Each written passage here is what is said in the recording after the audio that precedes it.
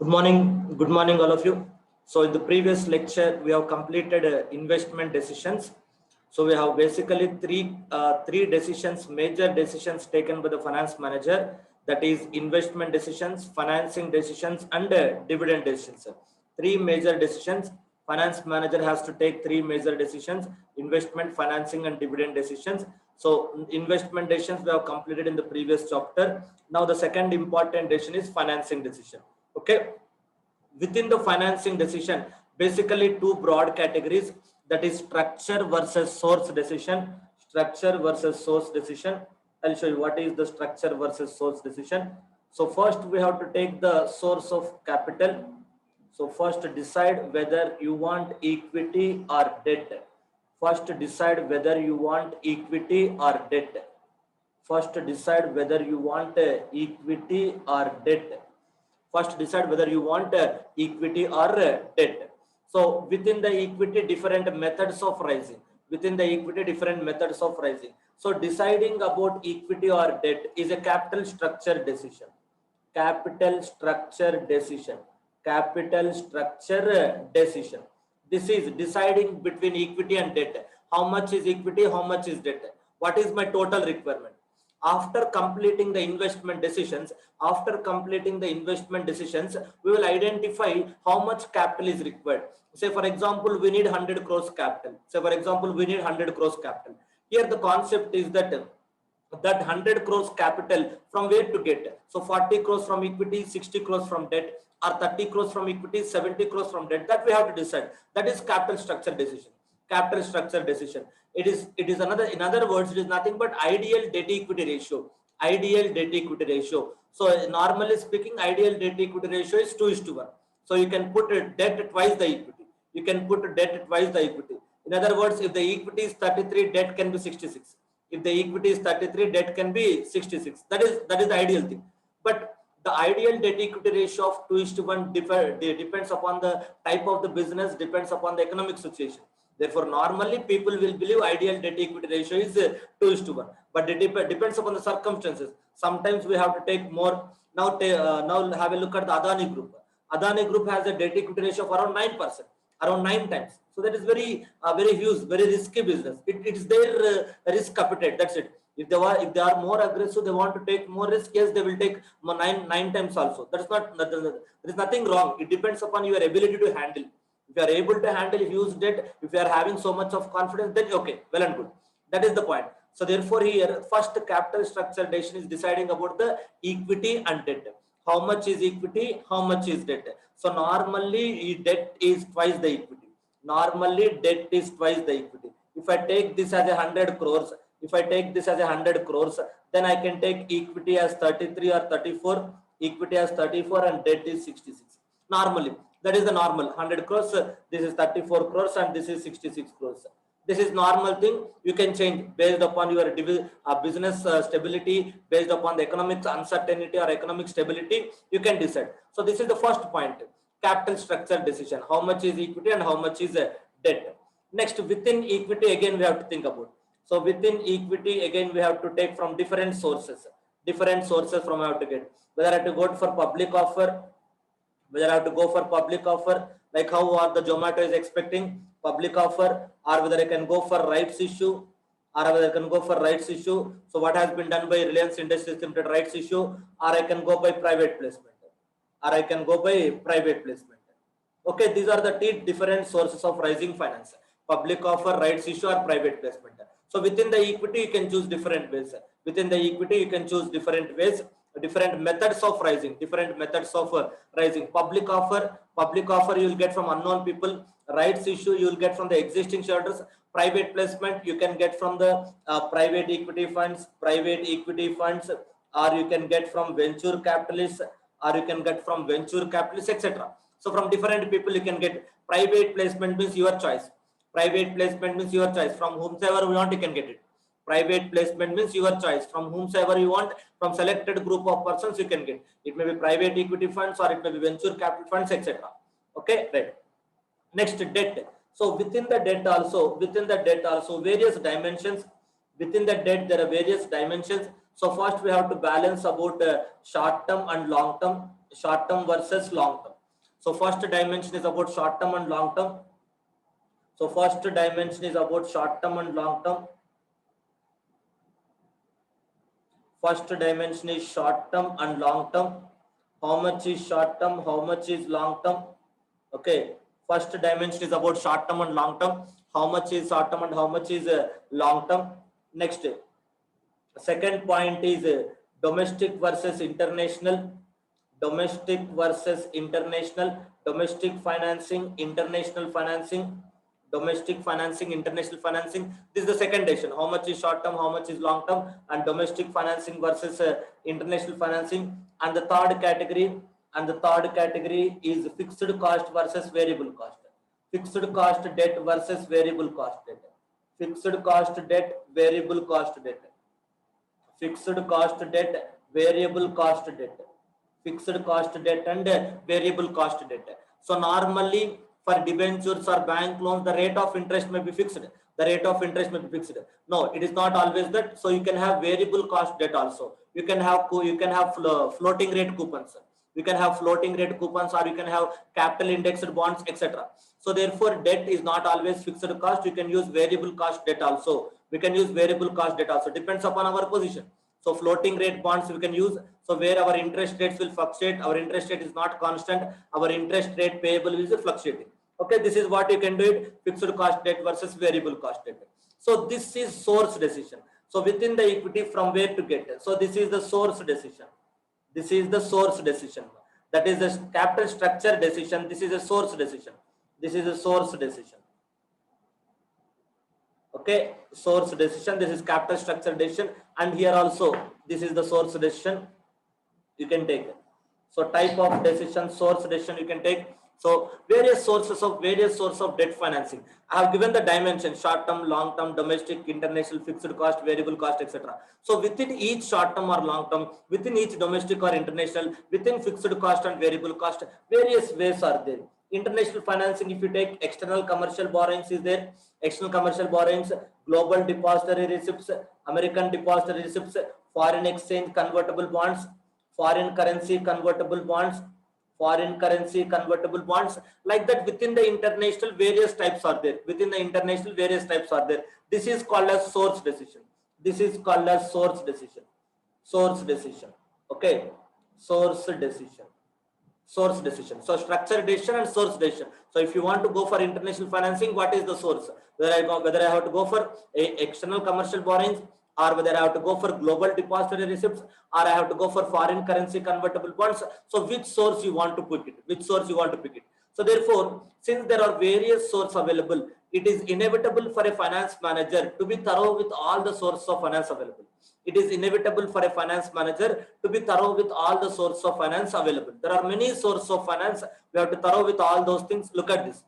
These are various sources of finance. After deciding about this dimension, long term, medium term, short term, okay, owned capital, borrowed capital. So we have to decide. So venture capital is there, asset securitization, euro issue, foreign currency, ADR, GDR, different types, commercial banks. So you should have a knowledge about all these sources. Then only we can evaluate 3 points. What are the 3 points to evaluate? Risk, cost, control. This I have explained in the previous lecture.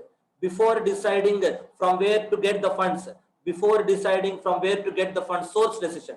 Before deciding from where to get the funds, understand about the risk, cost, control. So therefore, for each and everything, say for example, American depository receipts. What is the cost? What is the risk? What is the control?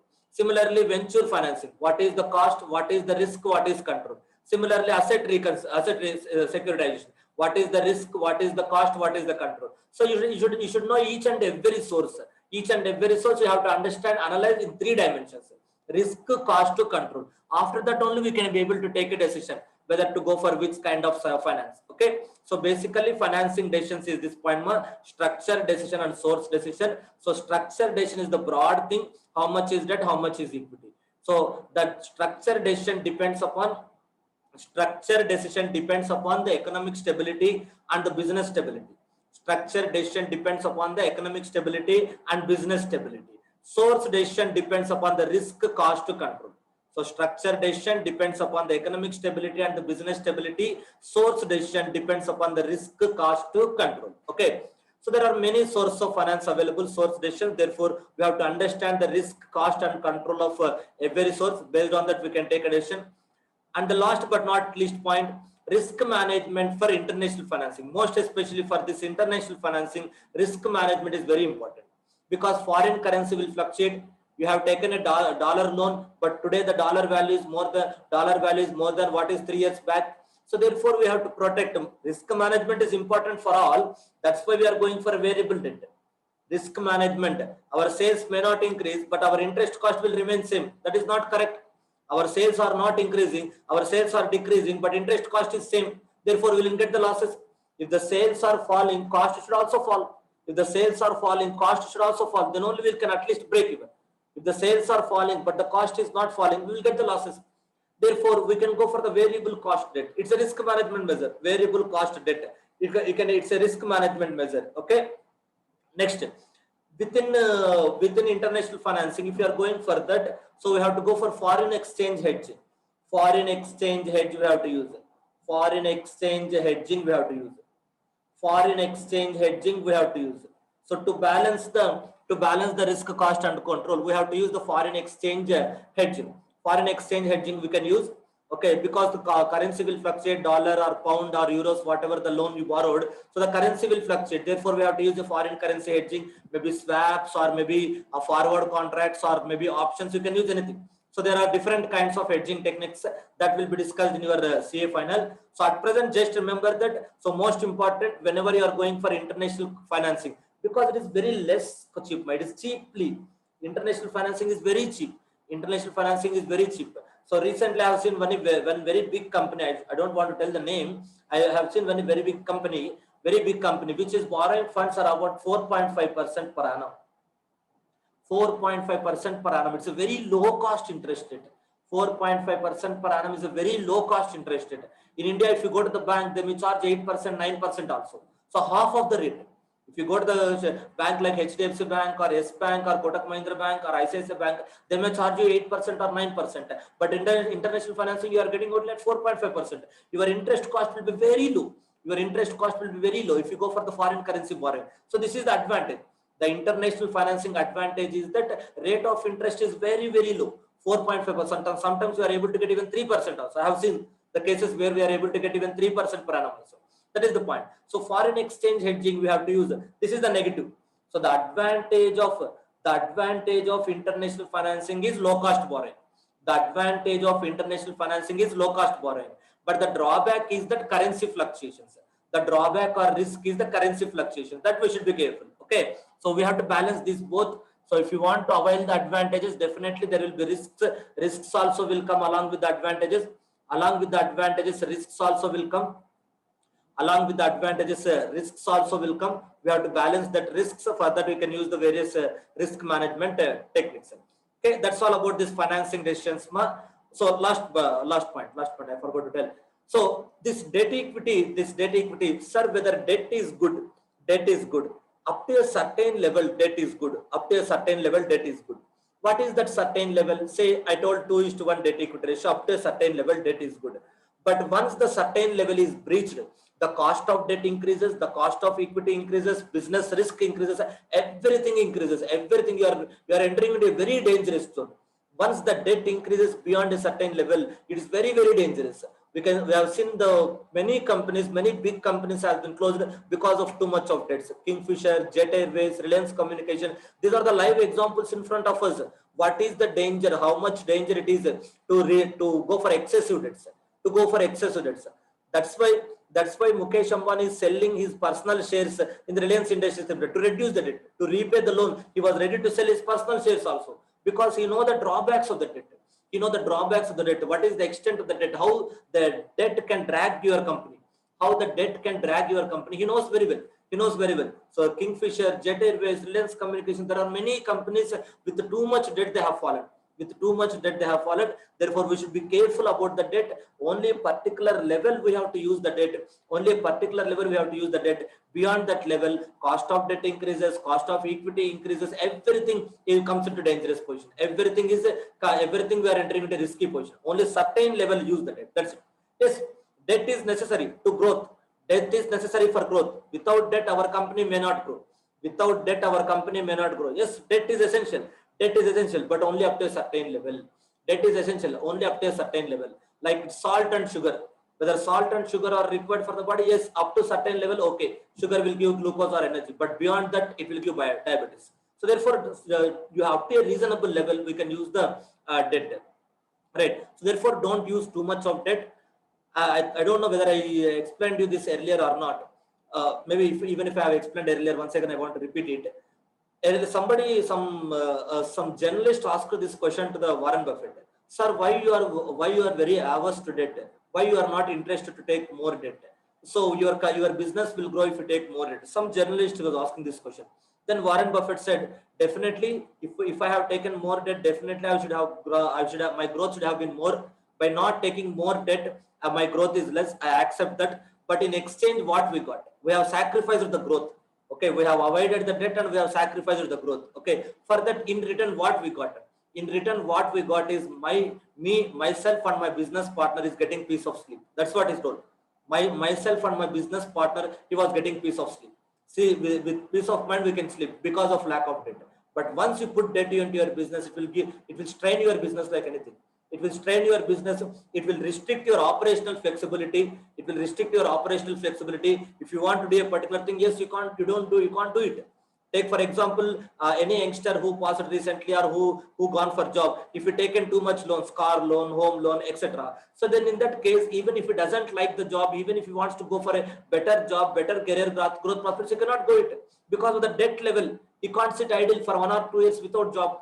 You can't sit idle for 1 or 2 years without job because the debt level is a normal example. An youngster who recently qualified or who recently entered into a job, if he takes too much of debt, car loan, vehicle loan, and all those things, home loan, etc., and all those things, but he doesn't like the job, he want to go for a different domain. For that, he want to improve his skills. He want to change his job. For that, he want to improve his skills. For that, he has to take a break of 1 or 2 years. Can he offer to take 1 or 2 years break without job? No. Obviously, the answer is no, because the debt will prevent them. Your career flexibility will be prevented if you take more home loans. That is a major drawback of many middle class people I have seen. They will unnecessarily take the home loans just of the psychological feeling that we are the owners of the house. Whether just for the psychological feeling, they will take home loans and they will restrict the operational flexibility. At the end of their life, they will end up only with that house. That's it, one single flat. But instead of that, if you go for career flexibility, if you choose in the career which has high growth and without salary, you are staying idle for 1 or 2 years, improving your skills, then definitely you can buy the house, not just flat. Okay, that is the important. Therefore, debt will restrict your operational flexibility. Debt will restrict your operational flexibility. That is the important point. Okay, therefore, up to a certain level only use that debt. Beyond the debt, normally people will think that debt is used when the return on assets is more than cost of debt. This is the equation. So long as the return on assets is more than cost of debt, we can use the debt. So long as return on assets is more than cost of debt, we can use the debt. But it is not just, say for example, here comes the point. Return on the assets more than cost of debt. This is the basic fundamental principle. Return on assets more than cost of debt. So long as this equation satisfies, yes, you can use the debt. This equation satisfies, sir. For most of the business, this equation satisfies, sir.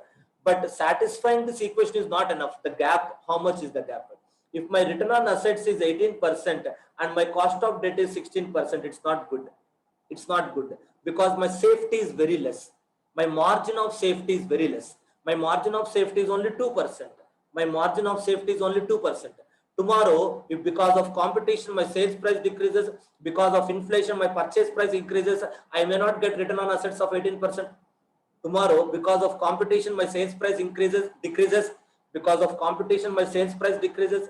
Because of inflation, my purchase price increases. And because of sudden government taxes, my tax amount increases. Therefore, end of the day, I'm not getting return on assets of 18%. I'll get only 15%. Then I'll be pushed into losses. I'll go to the losses. This is the most dangerous point. I'll go to the losses. Okay. So here comes the point. So therefore, what I want is that at least this should be 1.5 of the debt. Okay. So if your return on assets is 18%, cost of debt should be maximum 12%. Cost of debt should be maximum 12%. Okay, if you are able to get at 12%, borrow it. Otherwise, don't borrow it. Go for the equity. Otherwise, don't borrow it. Go for the equity. This is my experience. Out of my experience, it should be 1.5. At least return on assets should be at least 1.5 more than the cost of debt. Today you went to the bank. You are taking a first bank loan. Banker is charging 10% rate of interest. Yes, good. Take the loan. Okay. Today for the very first time you went to the bank. Banker is quoting 10% rate of interest. Yes, we have already made our investment decision, which gives that return on assets is 18%. Okay, we can borrow 10% bank loan. Next, after 2 years, again you went to the bank. Not after 2 years, people will go after 3 months or after 6 months only. After 6 months, again they went to the bank. Banker said, no, this time the rate of interest is 12%. Why, sir? First loan 10%, second loan 12%. As the debt level in your company increases, the risk to the lender increases, the risk to the equity shareholder increases, everybody's risk is increases. As the debt level in your company increases, risk increases to every person. So therefore, for the first loan, they may charge 10%. For the second loan, they may charge 12%. Okay, because the debt level in your company is increased. Okay, still you can take it 12%. Commit and do the business. Next, after 3 months, once again you go to the banker, and once again you are asking for the third loan for the banker. Now the banker said, no boss, we are not going to give at 12%. We are going to charge at 13%. Don't go to the loan. Come back. Convince the banker at 12%. If he is able to give at 12% or 11%, well and good. Otherwise, come back and go for the equity. Never cross this figure. Very, very risky. Never cross this figure. Very, very risky. In nowadays business uncertain world, stability is more important than growth. Survival and stability is more important than growth. So unnecessarily don't chase the growth, chase the profits, chase the stability, chase the survival. Okay, don't chase the growth. This is the basic point. Therefore, out of my experience, this is not written somewhere else. This is out of my experience after analyzing many listed companies, both in India, US, and also in Japan. Okay, and also to some extent in Europe. I have studied many listed companies in these 3 countries. Out of my analysis, this is the conclusion I have reached. Ensure that at least return on assets is 1.5%. So first complete your investment decision, ensure that how much return on assets is available, 18% return on assets is available, then borrow money only up to 12%. If it crosses 12%, leave it, ignore it, go for equity only. That is the important point. Okay. So debt levels are important only up to a certain level. Beyond that level, the debt is very, very dangerous. You should have some margin of safety. Just because I told return on assets is more than cost of debt, you can't say it is 17%, you can't say it is 18%. Sorry, you can't say it is 18% and it is 17%. Sir, return on assets is more than cost of debt. Can I go for debt? No. The safety is very less. Margin of safety. This is where the mistake done by most of the people. It is not the mistake consciously. They know that, but just to just to deceive the public, common investor, they will unnecessarily borrow money and they will unnecessarily go for expansion. They know that they are in a very risky zone. But unnecessarily they will go into the risk zone. Once the public confidence improves, the promoters will sell their stake, and at the end of the day, public will stuck up in that loss-making business. That's what will happen in most of the companies. Therefore, this is not the right thing. 18%, 17% is not the right thing. The margin of safety is very less. So therefore, ensure that return on assets is 1.5 times of the cost of debt. Return on assets is 1.5 times of the cost of debt. If that equation is satisfied, so long as that equation is satisfied, yes, you can go for the debt. Okay. Right. So be careful with the debt. We have to look at the debt is very important because first of all, you have to decide what is the certain level of the debt, and we have to analyze many sources are there for debt. Many sources are there. We have to analyze each and every source. Okay, and we have to use risk management techniques. These are the important points. First, determine the level of the debt.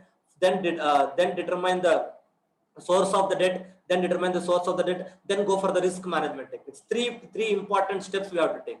So first, determine the level of debt. Second, determine the source of debt. Third, after determining the source of debt, go for the risk management techniques like hedging, etc. Okay, that's it.